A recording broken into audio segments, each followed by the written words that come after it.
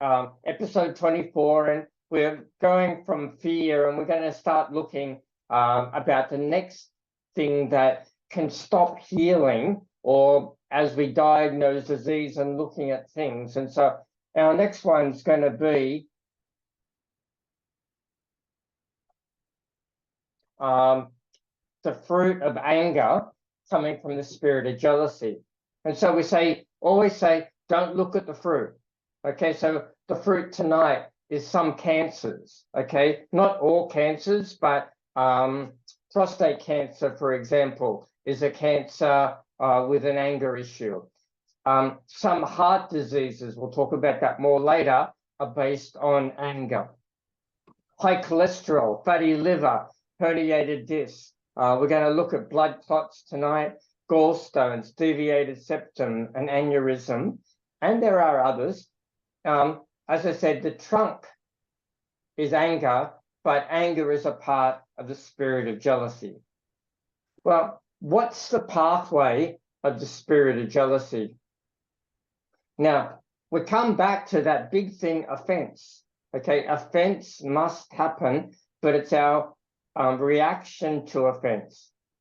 Now, it can start with rejection, but how offense builds in the spirit of jealousy, it's subtle. It starts with unforgiveness, resentment. I can't see resentment. Retaliation, it might be minor and may not even think about it.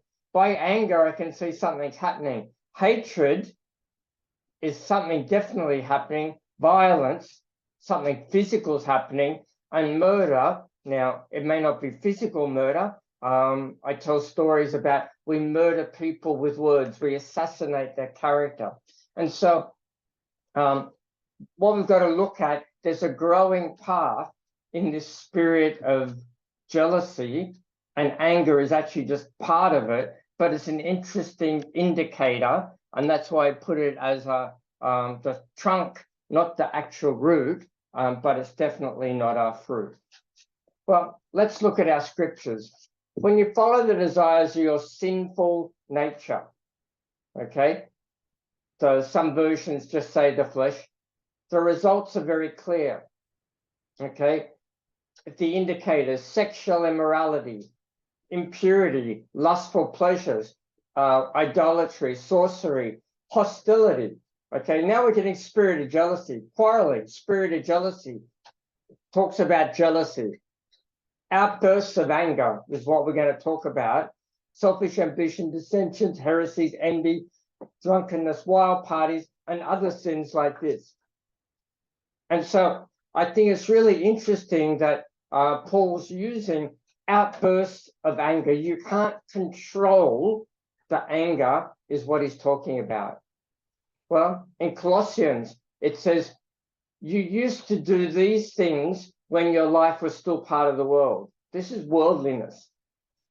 But now is the time to get rid of anger, rage, that's again that explosion side of anger, malicious behavior, slander, dirty language. And so Paul is saying, you know, anger should not be part of our Christian life. Well, I put down levels of anger and how it can grow from annoyance. Remember, we talk about offense. Now, that might be the biggest example I usually have is driving, okay?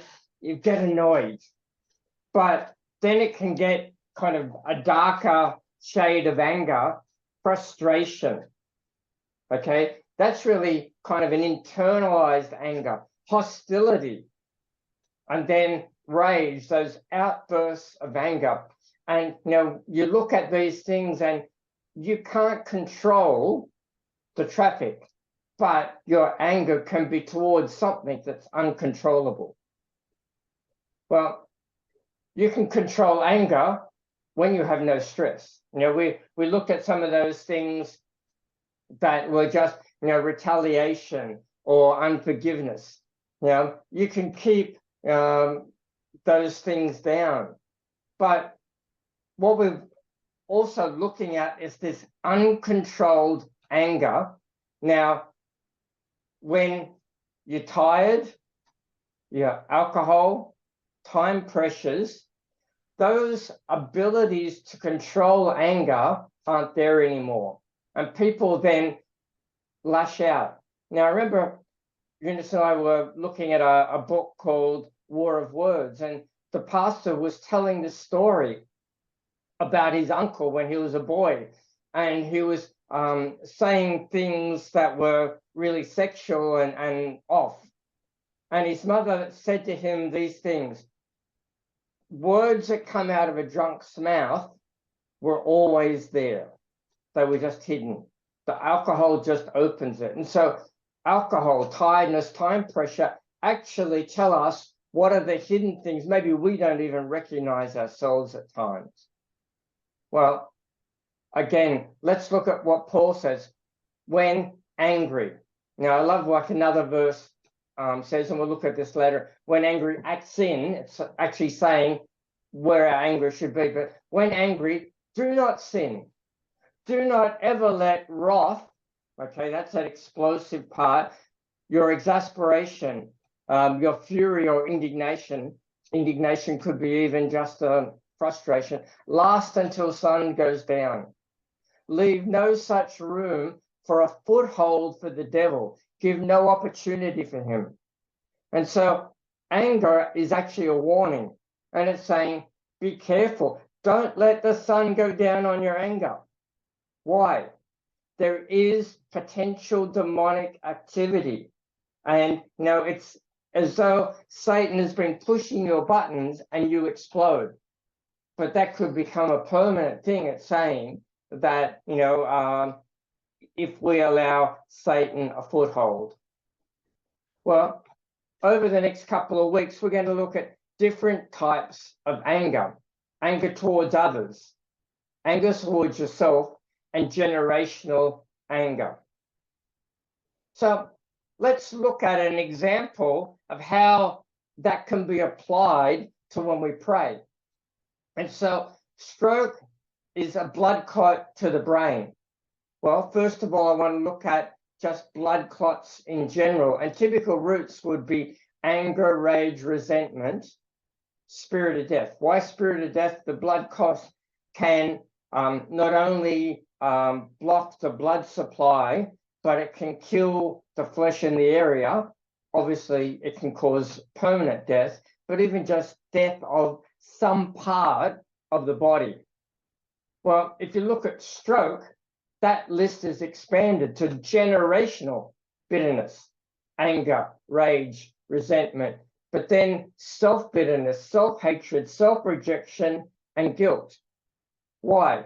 An aneurysm is an explosion, but the stroke can have some explosions at times, but it's more internal. It's more that self-hatred, self-rejection, guilt, fear, anxiety, stress, possible occultism, and again, that spirit of death. So they're the indicators that we're looking for. Now, as we were talking last week, they would say some of these things, like cholesterol, is a risk hazard for stroke. It doesn't say you're going to get stroke.